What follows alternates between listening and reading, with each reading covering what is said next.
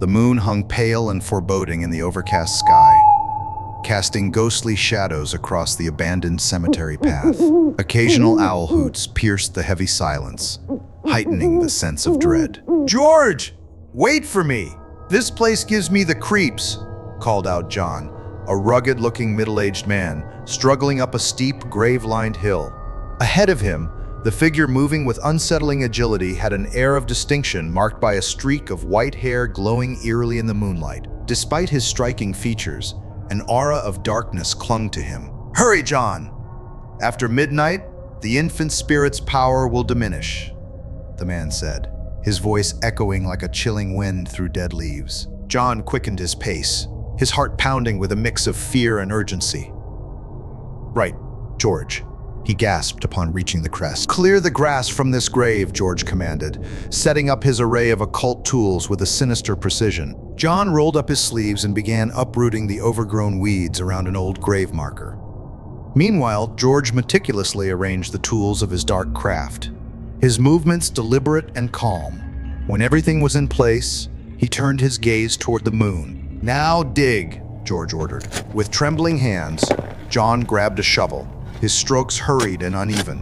Soon, he uncovered a small, decaying coffin.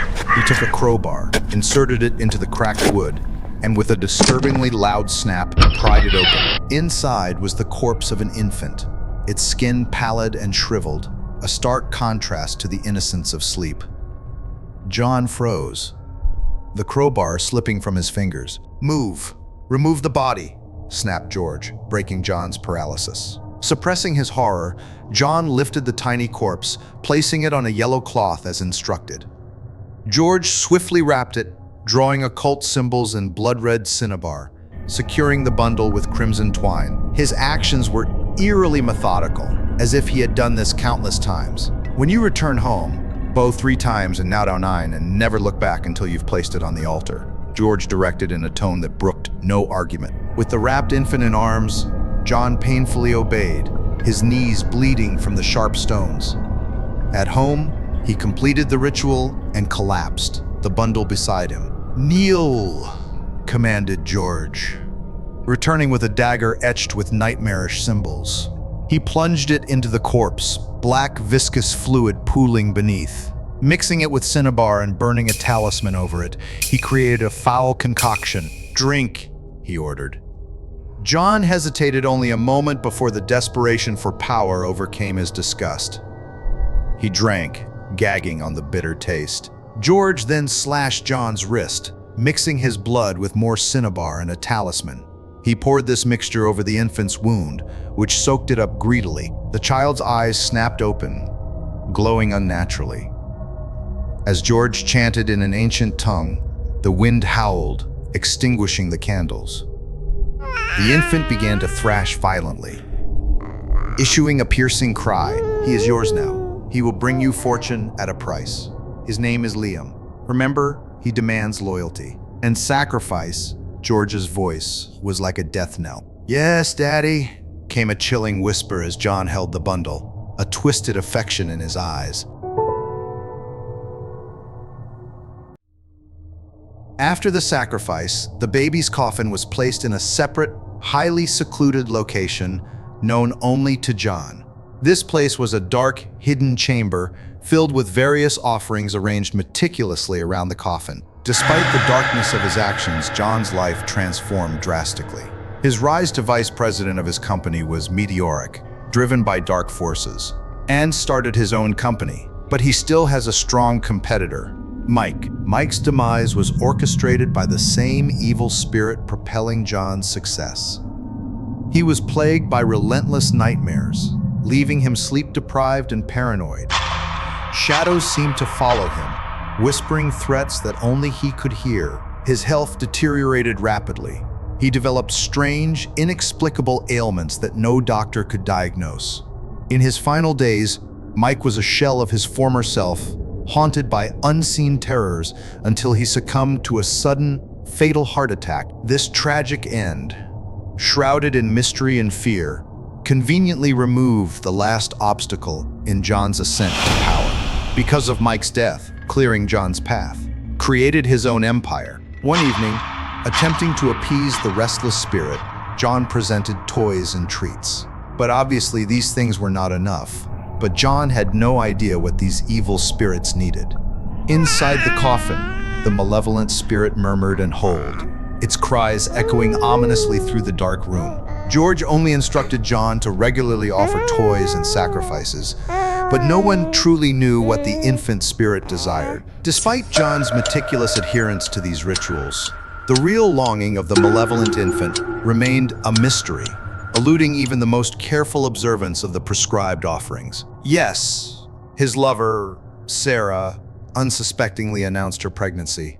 Panicked, John plotted to send her abroad post-birth to protect her from the spirit's wrath. The months passed with deceptive calm until the night Sarah went into labor. As Sarah strained in the delivery room, John paced outside, haunted by the wails of pain and the storm's cacophony. Each flash of lightning seemed to illuminate his darkest fears. When the nurse finally emerged, her smile was bright, but it sent a chill down John's spine. Congratulations. It's a boy. He's already smiling, just like he knows you. She chirped. John's steps faltered as he approached the nursery window. There, among the rows of swaddled newborns, his son's eyes found an impossible, unsettling stare that bored deep into his guilt. The baby's innocent features shockingly mirrored Mike's, the kind-hearted rival whose mysterious death had catapulted John to the president. Even the birthmark under the baby's left eye was a grotesque replica of Mike's.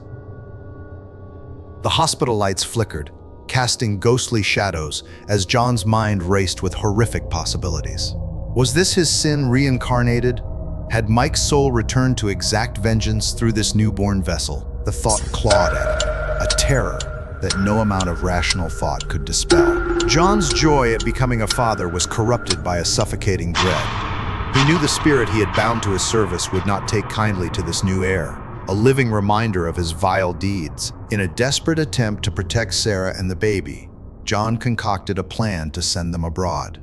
Each passing day was a tightening noose, the domestic bliss, a macabre facade. John's nights were sleepless, haunted by the infant's knowing gaze and the lurking presence of the vengeful spirit, always watching, always waiting. The day of their departure was fraught with tension. John packed their bags with trembling hands, his every move shadowed by the palpable wrath of the unseen. The air in the house was thick, charged with a sinister energy that seemed to whisper dark omens. As Sarah cradled their son, oblivious to the looming danger, John's heart broke under the weight of his dreadful secrets. He knew the reckoning was near, and the storm outside was only a prelude to the tempest about to engulf their lives.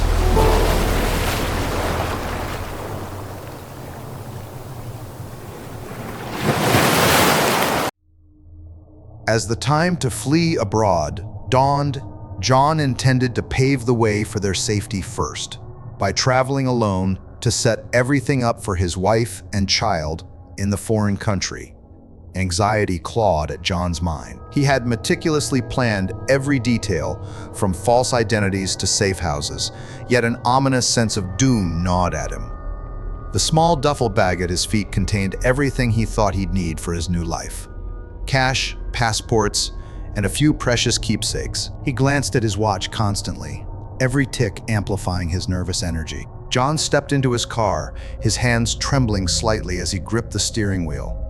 The route to the airport was well memorized, but his mind wandered, replaying every critical moment of the past few months. He drove through the city's bustling streets, feeling like a ghost among the living, unnoticed and forgotten. He tried to focus on the road, but his mind kept drifting back to Sarah and their newborn son. Would they ever forgive him for what he had done?